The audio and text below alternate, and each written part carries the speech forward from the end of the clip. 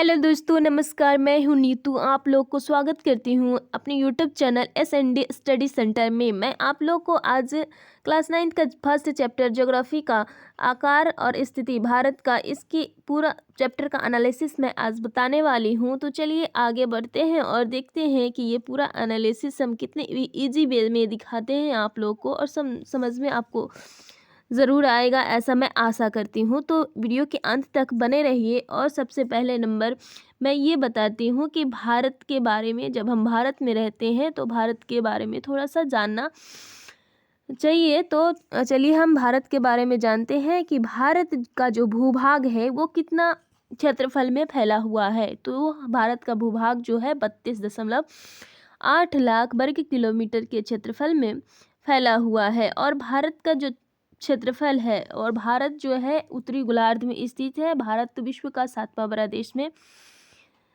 में ये अपना स्थान रखता है। और हम ये भी पाते हैं कि भारत का जो भूमि है वो पानी से और स्थल से दोनों से घिरा हुआ है, क्योंकि 29% भूभाग जो है भारत का स्थल सीमा रेखा में है, और 71% भूभाग पे पानी है। ठीक है, तो भौगोलिक क्षेत्रफल के हिसाब से, मतलब भारत का जो क्षेत्रफल है विश्व के कुल भौगोलिक क्षेत्रफल का 2.4% है। अब भारत का जो स्थल सीमा रेखा है, जो भूमि से जुड़ा हुआ है, ज़मीन से जुड़ा हुआ है, वो कितना है? तो वो है 15,200 किलोमीटर। ठीक है, अब भारत की जो समुद्री रेखा है, जो समुद्र से हमारा भारत का जो भूमि है वो सटा हुआ है, वो कितना है? तो उसमें भी अंडमान और निकोबार द्वीप समूह, तो ये भी कहाँ, भारत में ही काउंट किया जाता है। और लक्षद्वीप समूह जो है, ये दो कहाँ पे दिखता है हमको? तो ये दिखता है हिंद महासागर में दिखता है। तो हिंद महासागर में दो सागर, एक अरब सागर, एक बंगाल की खाड़ी। तो बंगाल की खाड़ी में हमको अंडमान और निकोबार द्वीप समूह देखने को मिलती है, और लक्षद्वीप अरब सागर में देखने को मिलती है। तो इन सारे लैंडों को आपस में जोड़ के तब अगर देखा जाए तो 7,516.6 किलोमीटर बनती है। ठीक है, अब इसकी बात करते हैं भारत की लंबाई और चौड़ाई की, मतलब कि उत्तर से दक्षिण और पूरब से पश्चिम तक की इसकी कुल लंबाई और चौड़ाई कितनी है। तो भारत की लंबाई जो है 3214 किलोमीटर है, और चौड़ाई 2933 किलोमीटर है। तो दोस्तों यहाँ पे एक चीज़ बहुत ही खास होने वाली है, वो क्या है कि भारत की जो लंबाई है वो चौड़ाई की अपेक्षा ज़्यादा है। ओके, और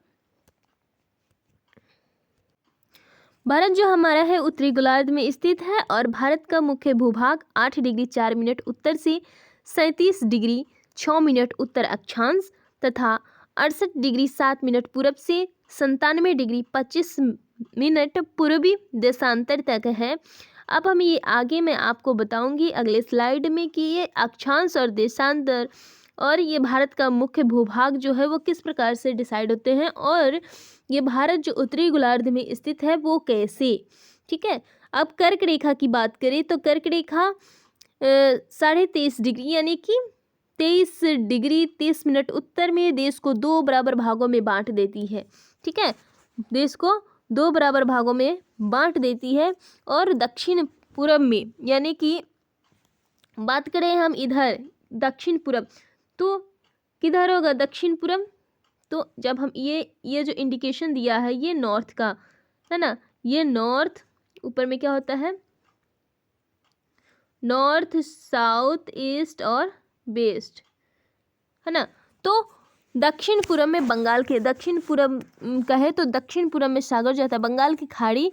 तो बंगाल की खाड़ी में अंडमान और निकोबार द्वीप समूह स्थित है, और दक्षिण पूरब में दक्षिण पश्चिम में अरब सागर में लक्षद्वीप समूह स्थित है। जैसा कि हम आपको पहले भी बताए हैं कि दो महासागर, एक महासागर हिंद महासागर में दो हैं, बंगाल की खाड़ी और अरब सागर। तो बंगाल की खाड़ी में अंडमान और निकोबार द्वीप समूह स्थित है, जो कि वो भारत का ही एक लैंड है, और लक्षद्वीप भी अरब सागर में स्थित है, जो कि एक समुद्र के बीच में है।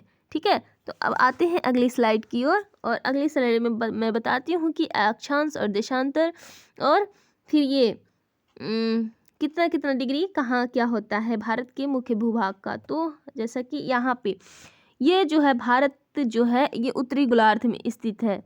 क्यों उत्तरी गोलार्ध में स्थित है, मतलब किस प्रकार से हम कह सकते हैं कि भारत उत्तरी गोलार्ध में स्थित है। तो ये दुनिया का जो मैप है, इस मैप में हम पाते हैं, आप देख सकते हैं दोस्तों कि भारत उत्तरी गोलार्ध में स्थित है। ये जो बीचों बीच जो काल्पनिक रेखा गुजरती है पृथ्वी के बीचों बीच, जो 0 डिग्री का होता है, उसको भूमध्य रेखा बोलते हैं। ठीक है, भूमध्य रेखा के ऊपर वाला जो पार्ट होता है वो उत्तरी गोलार्ध में आएगा। तो उत्तरी गोलार्ध में हमारा एशिया महाद्वीप है, और एशिया महाद्वीप में भारत है। ठीक है, तो इसीलिए हम उसको उत्तरी गोलार्ध में बोलते हैं। तो दोस्तों बताइए कि हम लोग किस गोलार्ध में रहते हैं। ठीक है, तो अब यहाँ पे बात करते हैं कर्क रेखा की। तो यहाँ पे देखिए कर्क रेखा जो है वो 23 डिग्री 30 मिनट उत्तर, 23 डिग्री 30 मिनट उत्तर ये जो रेखा है, यानी कि भूमध्य रेखा के ठीक ऊपर, यानी भारत के जो ठीक बीचों बीच काटती है कर्क रेखा, भारत के बीचों बीच जो काटती है कर्क रेखा वो, ठीक है, जो ठीक भूमध्य रेखा के ठीक ऊपर नॉर्थ में जो स्थित है काल्पनिक रेखा, उसको कर्क रेखा बोलेंगे वो। और ये 23 डिग्री 30 मिनट नॉर्थ से होती है, और भारत को बीचों बीच होकर गुजरती है। ठीक है, अब एक यहाँ पे जहाँ पे भूमध्य रेखा है जो 0 डिग्री पर काटती है, उससे नीचे एक और रेखा आती है जिसको हम मकर रेखा बोलते हैं। तो जितना ऊपर नॉर्थ में काटती है 23 डिग्री 30 मिनट नॉर्थ है, तो 23 डिग्री 30 मिनट साउथ भी है, तो वो काल्पनिक रेखा मकर रेखा कहलाती है। ठीक है, अब हम बात करते हैं ये जो लेटी लेटी लाइन है उसको अक्षांश बोलेंगे। क्या बोलेंगे? अक्षांश बोलेंगे। ये जो ऐसे ऐसे बना हुआ लाइन, जो लेटी हुई लाइन है, उसको अक्षांश बोलेंगे। ठीक है, लेटी हुई लाइन यानी कि लैटिट्यूड, और उसको लैटिट्यूड लेटी हुई लाइन, और उसको अक्षांश बोलते हैं हिंदी में। और ये जो खड़ी लाइन है, ये इस प्रकार से जो खड़ी लाइन है उसको हम देशांतर बोलते हैं, यानी कि लॉन्गिट्यूड, जो लॉन्ग है, लंबा है ना, तो इसको लॉन्गिट्यूड बोलते हैं, देशांतर बोलते हैं। ठीक है, तो जब ये दोनों, मैं आशा करती हूँ कि ये दोनों आप लोग को जो समझ में आ गया हो, अक्षांश और देशांतर, किस रेखा को बोलते हैं अक्षांश और किसको देशांतर। इतना समझना है कि लेटी हुई लाइन यानी कि उसको लैटिट्यूड, यानी कि उसको हिंदी में अक्षांश बोलते हैं। ठीक है, और खड़ी हुई लाइन यानी लॉन्गिट्यूड, इसको देशांतर बोलते हैं। ठीक है, इतना समझ में आ गया है। यहाँ पे आपको ये दिख रहा है कि कई प्रकार के महाद्वीप हैं। तो यहाँ पे इस मैप में आपको ये दिख रहा है, जैसे हम आपको जूम करके दिखाते हैं आपको एक बार। देखिए, सबसे बड़ा महाद्वीप कहें तो वो कौन है? तो एशिया है। सबसे बड़ा महाद्वीप एशिया है, और सबसे बड़ा द्वीप एशिया है, जो एशिया के अंदर भारत आता है। तो एक एशिया है ना, एशिया, उसके बाद फिर है एशिया के बगल में यूरोप, ये भी महादेश के अंदर ही आता है। यूरोप के बाद नॉर्थ अमेरिका है ना, उसके बाद साउथ अमेरिका, ये सब महादेश के अंदर ही आता है। 1 2 3 4, उसके बाद अफ्रीका 5, ऑस्ट्रेलिया 6, और नीचे है अंटार्कटिका 7, और एक है हम आपको दिखा रहे हैं, एक और है,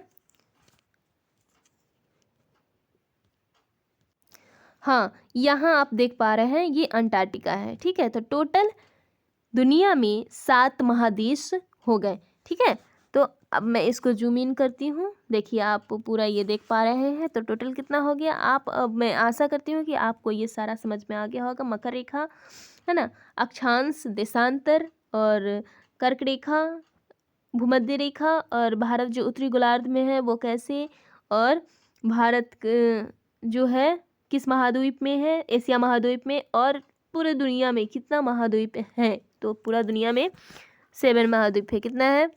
7 महाद्वीप है। ठीक है, चलिए अब हम आगे बढ़ते हैं। तो इस प्रकार से आप ये चीज़ समझ गए होंगे। अब आगे है कि भारत के पड़ोसी देश, भारत के पड़ोसी देश। तो भारत का जो दक्षिण एशिया में एक महत्वपूर्ण स्थान है, कहाँ पे? दक्षिण एशिया में एक महत्वपूर्ण स्थान है। और ऐसा इसलिए बोला गया है कि जो एशिया महाद्वीप है ना, उस महाद्वीप में भारत का जो स्थिति है वो दक्षिण में है। ठीक है, भारत का जो स्थान है वो दक्षिण में है, इसलिए बोला गया है कि भारत का दक्षिण एशिया में एक महत्वपूर्ण स्थान है। भारत की भूमि की सीमा उत्तर पश्चिम में पाकिस्तान और अफगानिस्तान, उत्तर में चीन, नेपाल और भूटान तथा पूर्व में म्यांमार और बांग्लादेश के साथ सीमा साझा करता है। जैसा कि हम आपको जूम करके बता रहे हैं कि भारत के जो भूमि है, भूमि की सीमा जो है उत्तर पश्चिम में, किधर? उत्तर पश्चिम। तो उत्तर पश्चिम करने का मतलब कि इधर इधर होगा। यहाँ पे आप देख पा रहे हैं कि यहाँ पे क्या बता रहा है कि इसमें भारत के साथ जो सीमा साझा करता है वो 2 देश है। वो कौन है? तो एक है पाकिस्तान, है ना, और दूसरा है अफगानिस्तान। ये किधर है? ये किधर पड़ा? तो उत्तर पश्चिम में। ठीक है, उत्तर पश्चिम में। दूसरा क्या बता रहा है? दूसरा है कि उत्तर में चीन, नेपाल और भूटान है। उत्तर में चीन, नेपाल और भूटान है। हम यहाँ पे आपको बता रहे हैं, देख आप, जैसा कि आप देख पा रहे हैं, उत्तर में यहाँ पे चीन है ना, नेपाल है और यहाँ पे ये छोटा सा भूटान है। तो ये उत्तर में आ गया। अब है बात, हम करते हैं पूरब में। तो पूरब में म्यांमार और बांग्लादेश, म्यांमार और बांग्लादेश के साथ सीमा साझा करता है। यहाँ पे जैसा कि आप देख पा रहे हैं,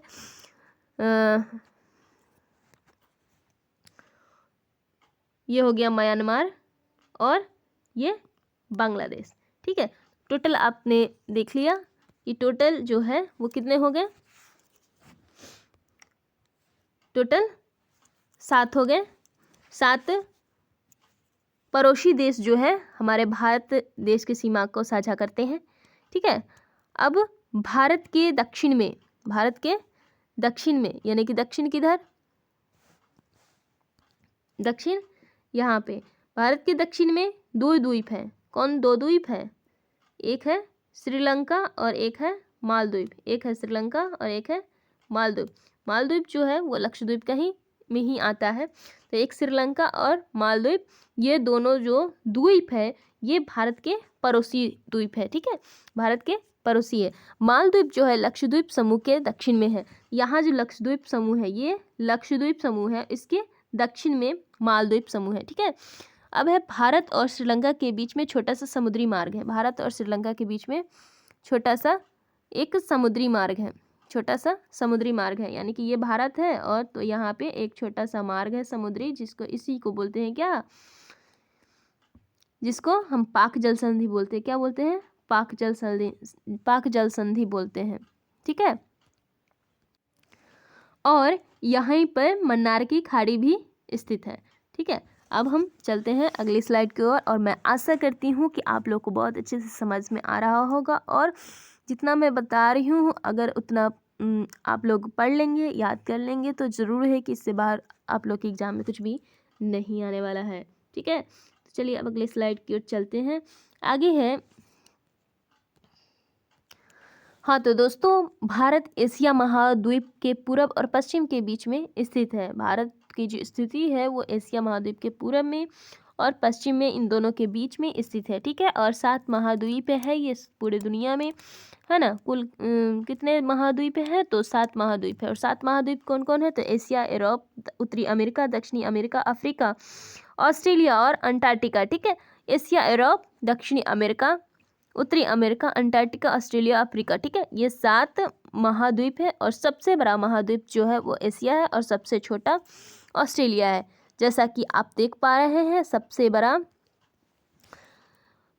बड़ा जो महाद्वीप है वो एशिया महाद्वीप है, यहाँ से लेके पूरा।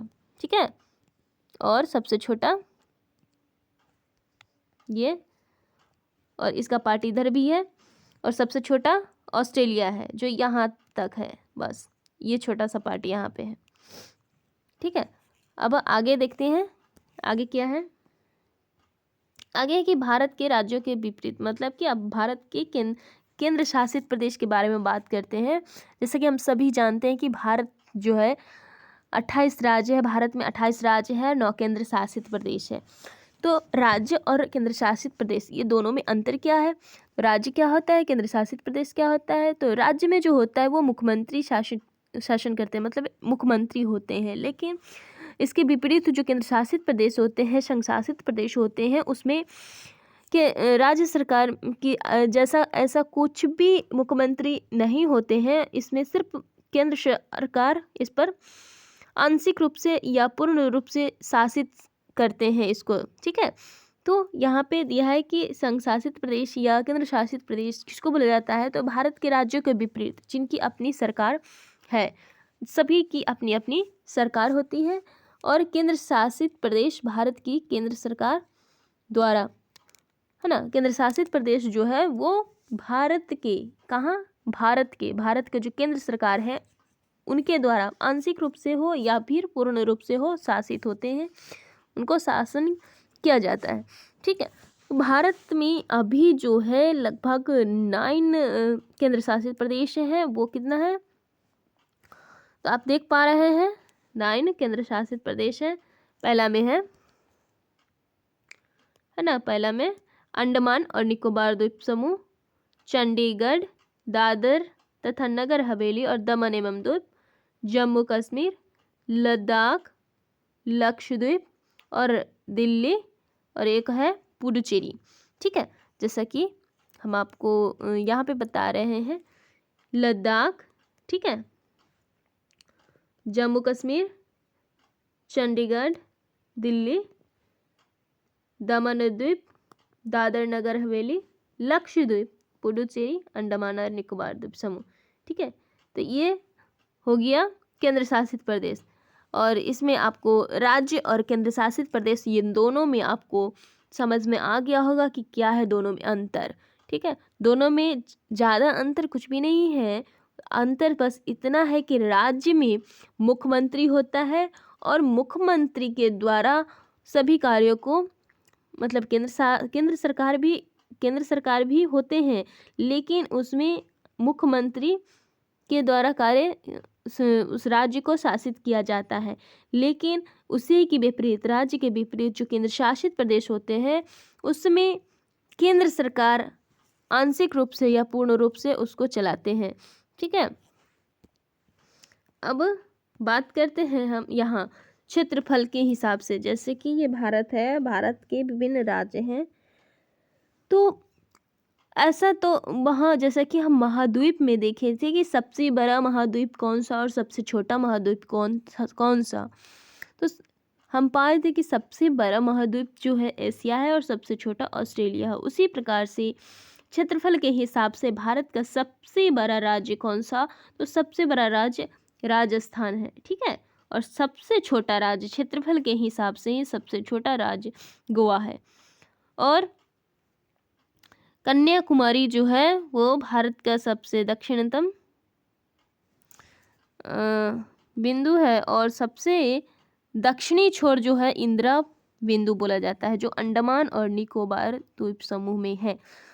ये जो अब नहीं है, लेकिन इसको अभी भी ये माना जाता है कि सबसे दक्षिणतम बिंदु है भारत का, सबसे दक्षिणी छोर जो है वो इंदिरा बिंदु है। इंदिरा बिंदु इसलिए बोला जाता है क्योंकि पूर्व प्रधानमंत्री इंदिरा गांधी जो थी, इनके नाम पर इनका नाम रखा गया था। अब ये नहीं है ये पॉइंट, क्योंकि 2004 में जो सुनामी आया था अंडमान और निकोबार द्वीप समूह में, उसमें ये बिंदु जलमग्न हो गया था, ठीक है। और इंदिरा पॉइंट का पहले नाम था पिग्मेलियन पॉइंट के नाम से जाना जाता था, ठीक है। और तो अब आगे है एक क्वेट्स, ठीक है। भूतकाल से सीखते हुए वर्तमान में जिए और भविष्य की आशा करना ही शिक्षा है। शिक्षा का मतलब क्या है कि भूतकाल में, माने कि पास्ट में जो कुछ भी हम सीख रहे हैं उसको सीखते हुए उसको सीखना है और सीखते हुए आगे बढ़ना है। वर्तमान में उसको जीना है कि हम भूतकाल में जो सीखे हैं उसको हम को वर्तमान में फील करना है, उसको अपने अंदर आत्मसात करना है और भविष्य की आशा करना है कि हम किस प्रकार से शिक्षा को ग्रहण कर सकते हैं। ठीक है, थैंक यू। और मैं आशा करती हूँ कि आप लोग को ये सब बहुत अच्छे से समझ में आया होगा, और जहाँ कहीं भी आपको दिक्कत हो रही है, परेशानी हो रही है या फिर ना समझ में आ रहे हो, तो आप ज़रूर मुझे कमेंट करके बताएं। मैं आप लोग को पूरी कोशिश करूँगी कि आप लोग को ये वो सारी चीज़ें समझ में आए जो आप लोग के लिए उपयोगी हो। ठीक है, तो धन्यवाद। और मैं लास्ट में इतना ही कहना चाहूँगी कि आप लोग अच्छे से पढ़ाई करें, और अगर मेरे चैनल पे नए हैं तो सब्सक्राइब करें, और वीडियो अच्छी लगे तो लाइक करें, कमेंट करें और शेयर करें। धन्यवाद।